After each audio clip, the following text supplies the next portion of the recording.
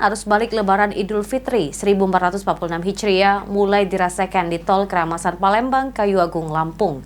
Sejumlah pemudik yang pulang ke kampung halamannya mulai padati Tol Keramasan untuk kembali ke Pulau Jawa dan Lampung.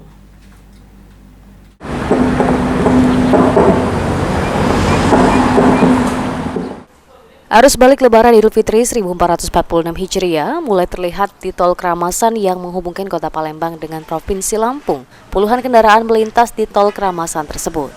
Dari catatan pihak pengelola tol, sejak tanggal 1 April lalu jumlah kendaraan yang melintas sebanyak 6.000 kendaraan atau naik 65% dari saat Idul Fitri yang hanya 9.900, dan untuk total keseluruhan kendaraan yang melintas di Tol Keramasan selama arus balik Lebaran dari tanggal 1 sampai 4 April berjumlah 68.000 kendaraan dengan rata-rata 17.000 kendaraan per hari.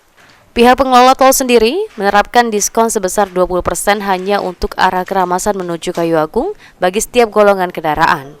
Di hari kedua atau tanggal 1 April 2025, kendaraan yang melintas sebesar 16.000 kendaraan atau naik sekitar 65% dari hari raya Idul Fitri kendaraan yang melintas. Dan sampai tanggal 4 kemarin untuk kendaraan yang melintas itu 17.500 kendaraan atau Pihak pengelola tol sendiri tidak akan menerapkan sistem one way karena situasi jalan tol yang masih bisa dikendalikan.